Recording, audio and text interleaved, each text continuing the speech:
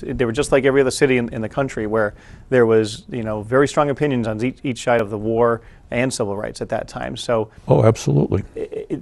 I'm assuming you draw on a lot of that experience and personal experience that you had to put into the novel, even though the names are different and the characters are different. But is it based on really what you experienced yourself? Yeah. For example, urban renewal in Springfield, the North End, mammoth project wiping out old decrepit factories, old three-decker apartments, 3-alarm fires waiting to happen. And the warning at the time from those in the minority community that you're not taking care of the people you're displacing.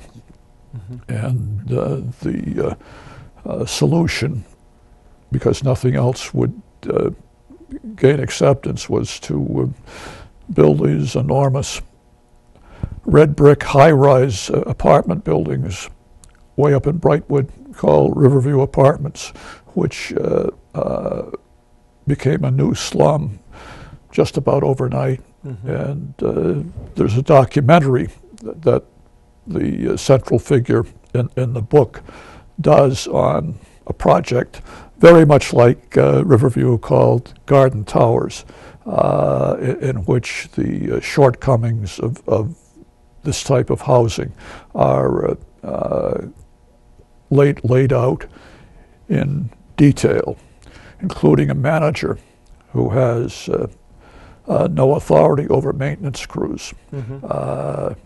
Downtown Housing Authority headquarters runs the maintenance crews and gets them there eventually, maybe. Yeah.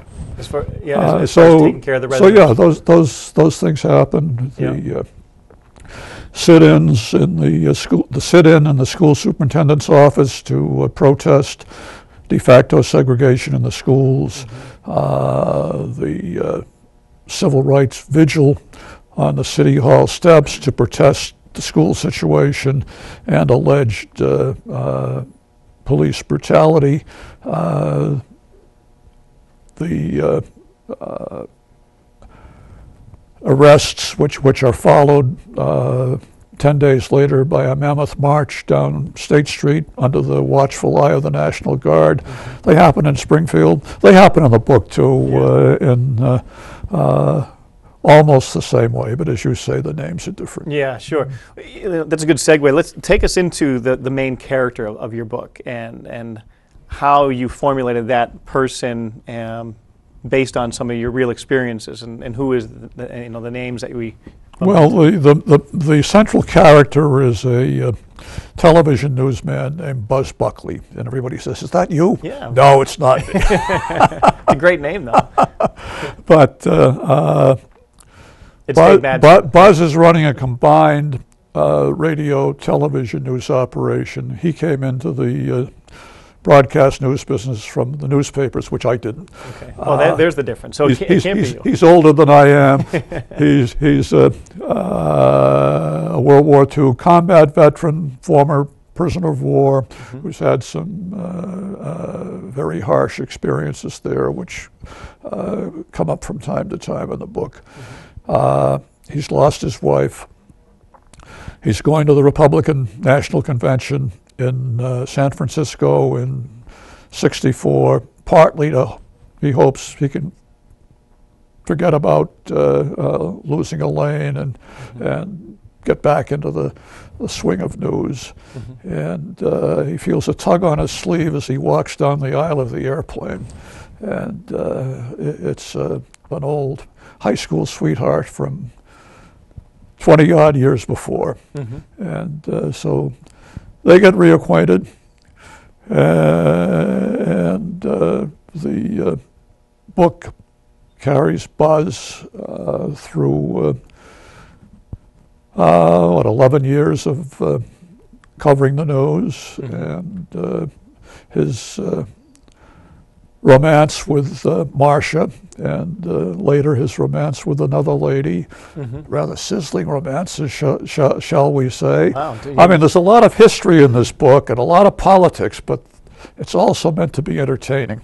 And we have some rather interesting love stories, a lot of laughs. A lot of the politics is pretty funny. A couple of city councilors come to fisticuffs in front of City Hall. A couple of councilors did come to fisticuffs at City Hall back in the late 50s or early 60s. So this isn't that much out of line. Though these councilors are fictional councilors. Councilors sometimes do get a little bit. In fact, a couple of selectmen in Ludlow had a it happened here. Problem a few years ago, as I recall. It wasn't me. So no, but there Not yet. there are number of laughs, a number of lighter things, along with the romance and the history. Right, right. When you changed the names, when you talked about the mayor of the city at the time, Charlie Ryan was the mayor at the city, at least during a portion of this period here too, who I know is a friend of yours as well too. Is the mayor based on Mr. Ryan, or No, the mayor is a fellow named Big Jim McCann, who is an old timer. Charlie in those days was just in his late 30s, right. But Big Jim McCann is an old timer. He's the guy in the book who wrested the mayor's office from the Republicans right after World War II, with the help, as they put it, from the Italian parish and the Polish parish, and all the Irish from the patch. So no, he's not Charlie Ryan, but he does some of the same things that Charlie Ryan did, as a matter of fact. I mean, he works at the 1964 Democratic Convention for the seating of the Mississippi Freedom Delegation, as opposed to the all-white traditional delegation that the rednecks from Mississippi sent up to Atlantic City.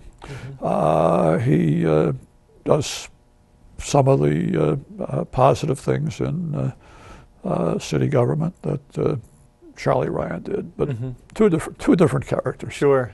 And how do you weave in the reality, the assassination of Bobby Kennedy and Martin Luther King and the Vietnam War and the civil rights, into the fictional story itself? I mean, there's got to be some, obviously based in reality too. Well, Buzz is in the newsroom at the end of the day, and he hears 10 bells on the teletype machine. Normally 5 bells is a bulletin. 10 bells in those days is a flash. And he goes over to the wire and gets the story that Martin Luther King has been shot in Memphis. And hush falls over the newsroom. That's what actually happened. Based on your experience? Based on my experience, that's what actually happened. Now I add a few mythical details, such as Buzz going up and driving through the minority section of River Bridge to make sure everything was all right, because violence was exploding in a number of cities in the country, as close as Hartford, and everything is peaceful. How do I weave in Bobby Kennedy's assassination? Yeah. Well, I found out about it when I was upstairs shaving, and my daughter, who was up early to go to high school, had the radio on, came upstairs and told me Bobby Kennedy had been shot. In the book,